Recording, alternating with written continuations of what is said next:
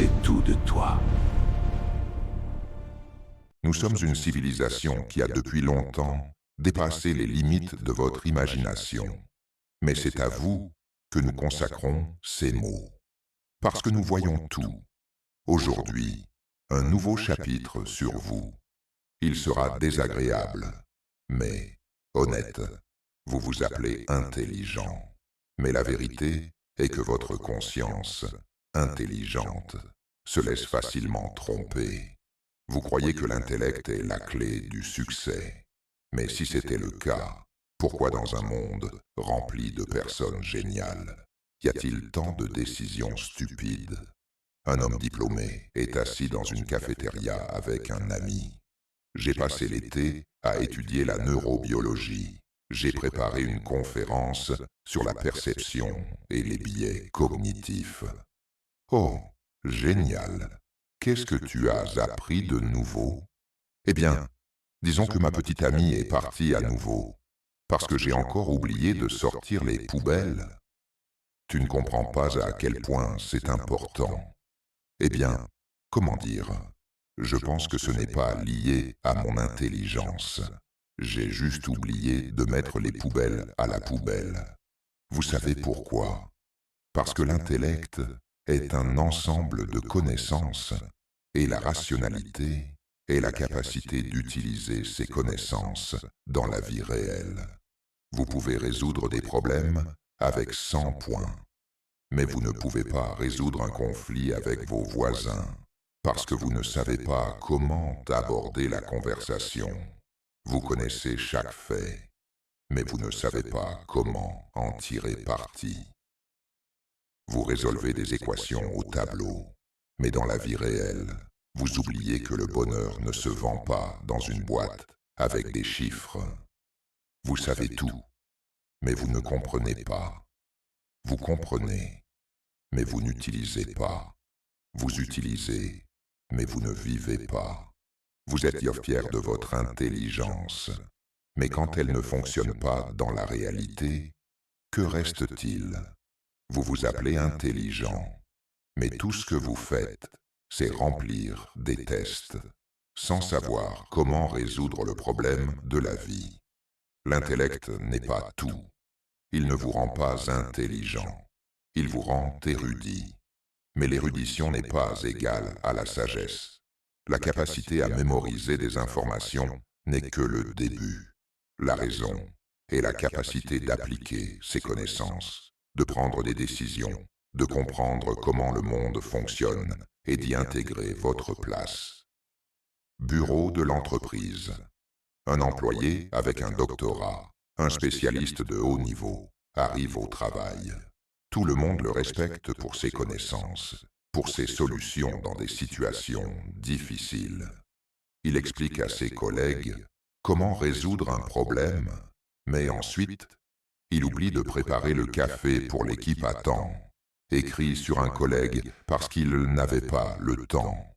Tu ne comprends pas à quel point c'est important pour l'équipe?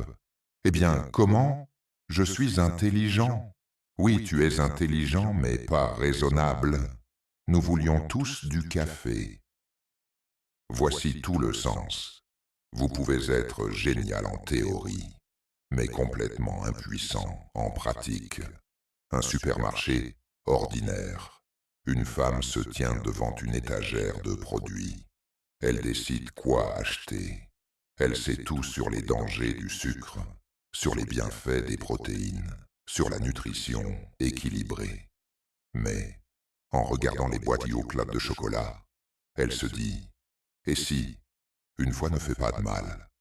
L'intellect lui dit « Non, tu sais que c'est nuisible. » Mais la raison, c'est quand elle ne cède pas à la faiblesse et reste fidèle à ses connaissances.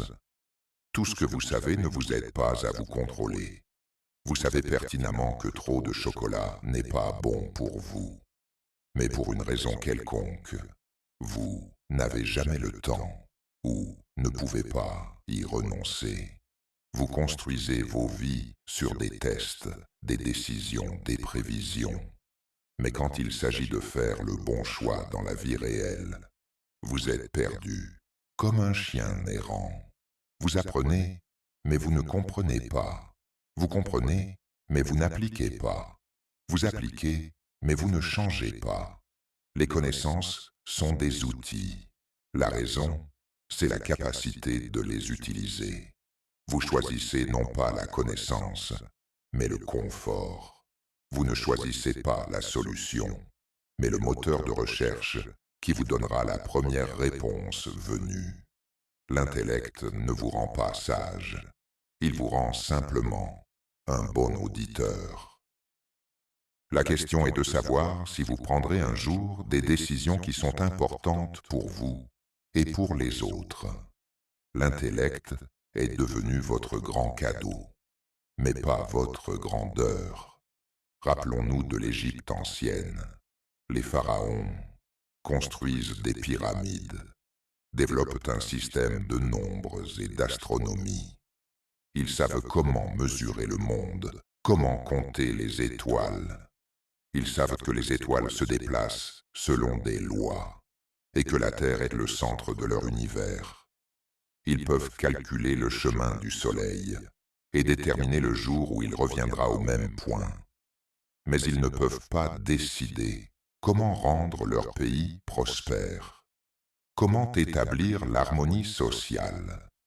Et voilà que les pharaons construisent des temples et donnent des ordres, tandis que leur peuple meurt de faim, parce que les décisions qui sauvent leur intellect ne concernent pas la vie réelle. Maintenant, la Grèce antique. Socrate, Platon, Aristote, de grands esprits. Ils posent des questions sur la façon dont vit l'homme, sur la nature de l'être, sur la morale. Ils réfléchissent à la manière de gouverner un État, à la façon de vivre en harmonie avec le monde qui les entoure. Mais la philosophie ne sauve pas la Grèce. La logique n'a pas aidé à résoudre les problèmes internes. Des villes divisées, des guerres civiles, une instabilité politique engloutissent cette même Grèce qui a donné à l'humanité les premières connaissances sur la nature humaine et la société, l'Empire romain. Les Romains construisent des routes, des aqueducs, des merveilles architecturales. Ils inventent le droit, un système de gestion, les mathématiques. Mais tout cela ne les protège pas de la décomposition interne. L'Empire romain repose sur des connaissances, mais ne peut pas résoudre le problème de la morale, la différence entre les droits des citoyens et des esclaves. Ils peuvent gouverner des millions de personnes, mais ne peuvent pas comprendre comment être bons. Ils construisent d'énormes villes, mais ne construisent pas l'harmonie. Hyperbole. Vous avez inventé la roue, mais vous n'avez pas compris comment l'utiliser lorsqu'elle tombe en panne. Moyen Âge. La peste noire ravage l'Europe.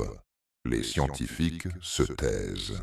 Des serviettes ensanglantées. Les travaux des philosophes meurent avec leurs propriétaires. Même les grands esprits du Moyen Âge, comme Augustin, tentent d'expliquer la maladie par la colère divine. Non, ils ne peuvent pas l'expliquer scientifiquement. La foi et la peur restent plus importantes que les recherches. Leur intelligence et leur connaissance ne sauvent pas les gens de l'inconnu. Même avec un doctorat dans la poche, vous mourrez, car la rationalité ne peut pas vaincre le hasard si elle ne vous offre pas de solutions concrètes. Nous avons vu des civilisations où l'esprit était précieux, non pas pour gagner des tests, mais pour résoudre des problèmes. Vous continuez à compter sur l'esprit, sans comprendre qu'il n'est qu'une partie du tout. L'intellect a été votre premier choix, mais la rationalité est ce que vous avez oublié. Bureau moderne, ordinaire. Un homme diplômé d'une grande université entre dans le bureau. Il a passé des dizaines de tests, a réussi des millions d'examens, et maintenant, il dirige tout un département. Il sait comment gérer le budget de l'entreprise, comment répartir les ressources, comment construire un système idéal. Mais il ne sait pas comment établir des relations avec ses collègues. Son équipe ne le respecte pas parce qu'il ne sait pas écouter. Il ne peut pas communiquer parce que tout ce qu'il sait, ce sont des chiffres. Et maintenant, il doit résoudre une nouvelle tâche, développer un nouveau produit. Tout est parfait sur le papier. Tous les objectifs sont fixés. Tout est calculé. Mais le produit n'est pas demandé. Pourquoi? Parce que le produit ne répond pas aux véritables besoins des gens. Mais cela, le scientifique ne le savait pas. Et maintenant, son équipe se manifeste. Nous vous avons dit que ce n'était pas ça. Vous savez comment gérer. Mais vous ne savez pas comment comprendre. Vous savez comment vendre. Mais vous ne comprenez pas comment être utile. Vous pouvez construire des entreprises, mais vous ne pouvez pas construire des relations. Jeune entrepreneur, il développe une start-up, une idée agnadée géniale. Chaque étape est calculée, chaque mouvement est réfléchi. Il a rassemblé une équipe, attiré des investissements, lancé la publicité. Tous les experts disent « cela va être une percée », mais le produit n'est pas demandé. Pourquoi? Parce qu'il pensait qu'on pouvait tromper les gens avec de la publicité et du buzz. Il n'a pas pris en compte le facteur humain. Il n'a pas compris que le succès d'une entreprise n'est pas seulement des chiffres, mais un lien avec les gens. Sarcasme. Vous pouvez construire des start-up, mais vous ne pouvez pas construire la confiance. Un politicien avec un haut taux de popularité. Il sait comment tenir le pays dans ses mains. Il sait comment gérer l'économie. Il sait comment négocier avec les leaders mondiaux. Mais quand il s'agit de prendre des décisions qui concernent ses citoyens, il fait des compromis avec sa conscience. Le politicien prend une décision avantageuse qui n'aide pas le pays, mais lui rapporte des dividendes politiques, parce qu'il croit, si les chiffres disent une chose, alors c'est la vérité. Mais quand son peuple descend dans la rue pour protester, il ne comprend pas pourquoi. Il ne comprend pas que la décision était intelligente, mais pas raisonnable. Il a compris cela trop tard. Nous avons vu des civilisations où l'intellect n'était pas limité aux chiffres, où l'intellect était toujours en harmonie avec l'humanité, où la science n'était qu'un outil pour réaliser des objectifs réels, et non une fin en soi. Vous transformez la science en art de la manipulation. Vous utilisez les connaissances pour contrôler. Mais pas pour améliorer la vie des gens, mais pour maintenir le pouvoir. Vous pensez que l'intellect vous sauvera, mais vous avez oublié que la rationalité est ce qui rend vos connaissances utiles. Crise financière. Tout le pays est endetté. Les banques font des milliards et les gens perdent leur maison. Pourquoi? Parce que l'investisseur avisé a tout calculé, tout vérifié. Il savait que le risque est toujours un calcul. Mais il n'a pas pris en compte que l'argent ne peut pas être le seul critère de succès. Il a investi dans des dettes qui semblaient être une bonne affaire, mais n'a pas pensé aux conséquences pour les gens. Et voilà, des milliers de personnes perdent leurs appartements, tandis qu'ils sourient sur la couverture d'un magazine. Intellectuel de l'année. Crise écologique. L'homme achète un nouveau smartphone, il met l'ancien dans un tiroir. Il sait que les batteries ne sont pas recyclées. Mais cela n'a pas d'importance.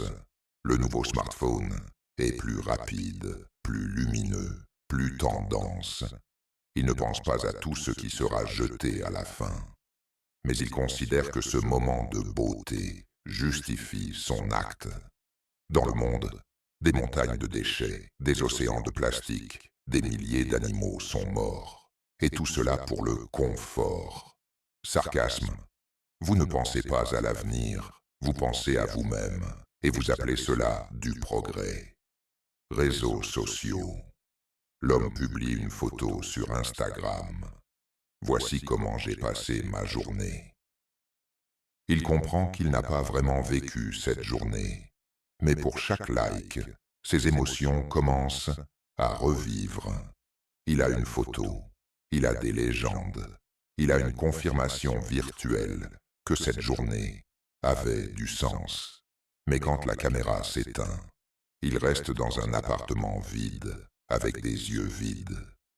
Il croit à l'approbation, mais ne comprend pas que cette approbation ne signifie rien. Un homme intelligent décide d'acheter une voiture. Il la choisit en fonction de ses caractéristiques, de ses prix, de ses options. Tout est parfait d'un point de vue mathématique. Il est assis au volant, mais il ne comprend pas que sa décision est un pas de plus vers une civilisation destructrice. Sa voiture n'est pas simplement un véhicule, c'est une émission de dioxyde de carbone qui, peut-être un jour, sera la cause de terribles catastrophes naturelles. Mais il pense, c'est pratique. Vous appelez cela développement. Nous appelons cela un suicide avec un logo. L'intellect vous rend intelligent, mais la raison est ce qui vous permet de comprendre comment vivre avec cet intellect. Étudiant à l'examen, il est assis à son bureau, ses mains tremblent, il connaît toutes les réponses.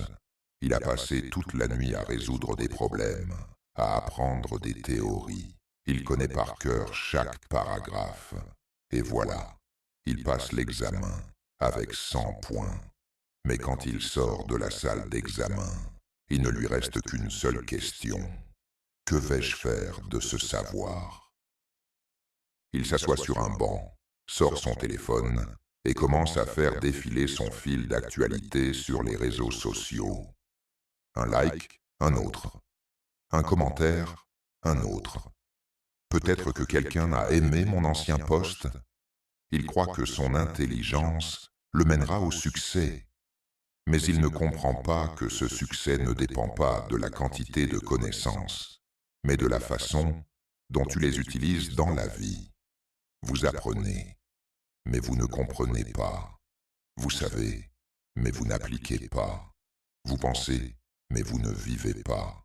Médecin et patient, docteur hautement qualifié, avec des certificats, des diplômes et de l'expérience. Il peut expliquer chaque maladie, chaque diagnostic, mais quand il va au supermarché, il n'achète pas de nourriture saine, mais de la restauration rapide. Il dit aux patients qu'il faut manger plus de légumes, mais lui-même mange des chips, parce que c'est plus pratique. Il sait exactement ce qui est nuisible, mais il ne comprend pas ce qui est nuisible pour sa vie, quand lui-même n'applique pas ses connaissances. Manager lors d'une réunion, il dirige un département, sait comment augmenter les ventes, comment mener une campagne publicitaire. Mais quand il s'agit de gérer des personnes, il ne peut pas s'entendre avec ses collègues. Il dit « J'ai tout calculé, c'est juste ». Mais son équipe ne lui fait pas confiance. Pourquoi? Parce que les connaissances ne résolvent pas comment travailler avec les gens. La compréhension et l'empathie, voilà ce qui rend une équipe réussie. Il ne comprend pas cela. Ironie. Vous savez comment construire une carrière, mais vous ne savez pas comment construire des relations. Couple marié. Lui est un avocat à succès. Elle est une entrepreneuse à succès. Tous deux ont des diplômes et des réalisations professionnelles. Mais dans leur maison, il y a du silence. Ils ne peuvent pas se comprendre. Leur conversation porte sur des projets, des affaires, des négociations commerciales. Mais quand il s'agit de sentiments, ils se perdent. Il ne peut pas lui dire à quel point il l'aime. Elle ne peut pas lui dire ce qui est important pour elle. Pourquoi? parce qu'ils ne savent pas comment être vivants.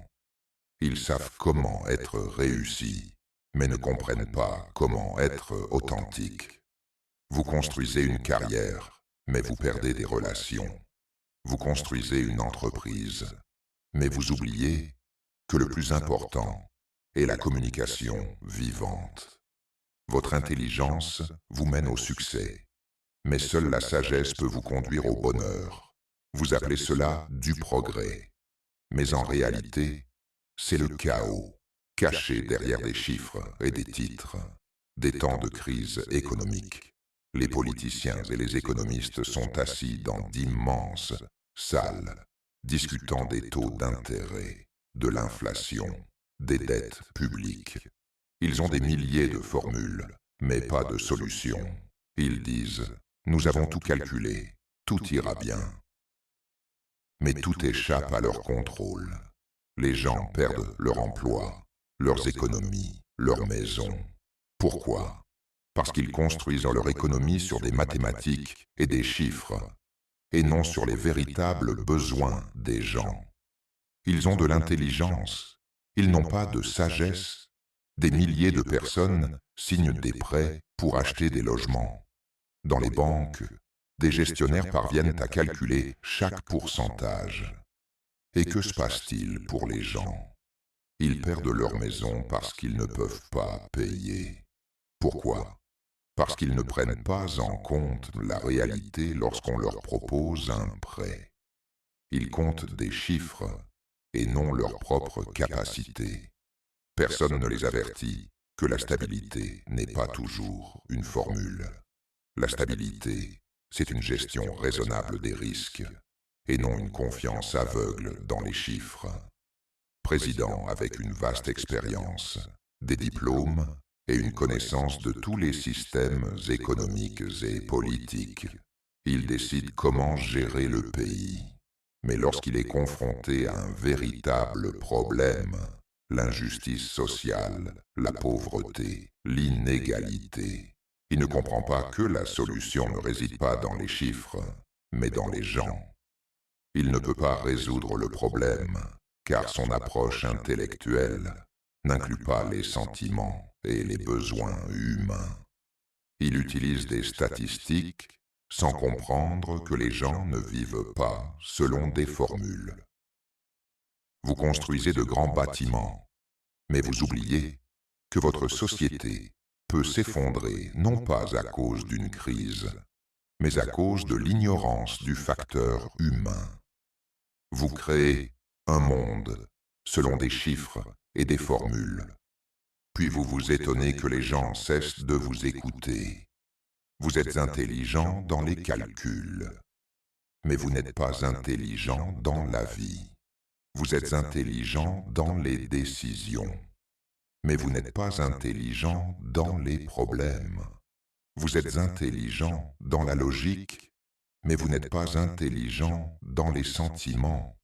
Nous avons vu des civilisations où les connaissances par les mathématiques ont toujours été en harmonie avec la réalité, où la science aidait à vivre et non à détruire. Chez vous, la science devient une arme froide pour manipuler. Vous êtes intelligent, mais vous avez perdu la raison en cours de route. Nous avons vu des mondes où l'intellect n'était pas seulement un outil pour atteindre des objectifs, mais aussi une partie de l'harmonie avec le monde environnant. Il existe une planète où la rationalité et l'intellect servent un but unique. Une civilisation où chaque individu, dès son jeune âge, apprend. La connaissance n'est pas un outil de pouvoir, mais un outil de soin pour les autres. Ici, les enfants n'apprennent pas la théorie pour obtenir des notes. Ils l'apprennent pour améliorer la société, prendre soin des autres et protéger la planète. Chaque étape de l'apprentissage est un pas vers un monde où le développement ne dépend pas des tests, mais de la manière dont tu résous des problèmes réels. Chaque diplômé de l'école n'est pas seulement un érudit, c'est une personne prête à contribuer à la société. Il existe une civilisation où le succès est mesuré par l'harmonie sociale et non par l'argent. Un monde où les gens apprécient non pas celui qui a accumulé le plus de connaissances, mais celui qui les a utilisées pour améliorer la vie des autres. Dans cette civilisation, il n'y a pas de riches et de pauvres. Il n'y a que des aidants et des bénéficiaires d'aide. Les problèmes sont résolus non par le profit, mais par la coopération collective. Chaque contribution est valorisée et chaque personne ressent sa responsabilité pour l'avenir. Et ils ont construit une planète où la technologie ne menace pas, mais aide tout le monde. L'air ici est pur, l'eau n'est pas polluée. Et même les entreprises, si elles existent, orientent leurs efforts vers l'amélioration de la qualité de vie et non vers la conquête du marché. Il existe une civilisation où la science sert l'humanité. Dans ce monde, les scientifiques ne construisent pas de super-ordinateurs pour les guerres ou les manipulations, mais pour prendre soin de la santé de chaque citoyen. Ici, les médecins savent ce qui est le plus important. Ne pas guérir la maladie, mais la prévenir. Ici, toutes les ressources sont dirigées vers le fait que les gens puissent vivre longtemps et heureux, et non simplement exister. Ici, même les technologies sont utilisées pour réduire le temps de travail et augmenter le temps de repos, de créativité, de relation. Les gens travaillent moins, mais gagnent plus. Leurs réalisations intellectuelles n'ont pas conduit à l'automatisation et à la robotisation, mais à ce que plus de gens puissent travailler avec la nature et les uns avec les autres. Il existe une planète où l'intellect et l'intelligence émotionnelle vont de pair. Ici, en plus des mathématiques, les enfants apprennent à se comprendre, à communiquer, à être en harmonie avec leur environnement. Les émotions et l'intellect ne font qu'un. Il n'y a pas trois personnes dans une pièce, silencieusement absorbées par leur téléphone. Ici, les gens parlent, discutent, construisent, composent. Il n'est pas nécessaire d'être parfait en chiffres. Il est important d'être honnête dans ce que vous faites et ouvert au changement. La sagesse ici ne réside pas dans les connaissances accumulées, mais dans la manière dont ces connaissances sont appliquées dans la pratique pour aider la société et la nature. Nous avons vu des civilisations où le savoir a toujours servi le développement et non la destruction, où l'homme n'était pas simplement intelligent, mais sage. Vous vivez dans un monde où l'intellect devient un outil de manipulation, où la stupidité est acceptée comme norme, où, en ayant des connaissances, vous aggravez les choses. Vous dites, le savoir est une force, mais en réalité, la force réside dans la manière dont vous utilisez vos connaissances. Vous vous tenez au sommet d'un bâtiment. Vos mains sont pleines de connaissances, tout comme cette ville est pleine de voitures. Mais que leur avez-vous fait? Vous avez construit des gratte-ciels en béton, mais vous avez oublié de construire des ponts entre les gens. Vous avez construit des corporations, mais vous avez oublié de construire l'harmonie. Vous avez rassemblé toutes les données, mais vous ne savez pas comment les appliquer pour les gens. Vous êtes intelligent en chiffres, mais stupide dans la vie. Vous êtes intelligent dans les décisions, mais aveugle aux questions. Vous êtes intelligent dans les preuves, mais impuissant dans la vie. L'ironie est que votre intelligence n'est pas votre victoire, c'est votre erreur. Vous vous tenez sur une montagne de connaissances, mais vous ne voyez pas la forêt des solutions. Vous avez construit un monde, mais vous avez oublié les gens. Vous avez créé des machines, mais vous avez oublié l'âme. Vous êtes une civilisation avec de l'intellect, mais sans sagesse. Vous avez créé une bombe atomique, Mais vous n'avez pas appris à vous contrôler. Vous avez construit des routes, mais vous avez oublié qu'il faut savoir y circuler. Vous avez inventé des algorithmes, mais vous n'avez pas appris à vivre avec eux. Nous avons vu des civilisations où l'intellect servait les gens, où les connaissances étaient utilisées pour rendre le monde meilleur. Vous, en revanche, les avez utilisées pour construire un monde qui vous détruit. Et voici la question que vous ne voulez pas entendre. Quel est l'intérêt de vos connaissances si elles ne rendent pas votre vie raisonnable? Quel est l'intérêt de votre intelligence si vous ne pouvez pas rendre le monde meilleur pour vous et pour les autres?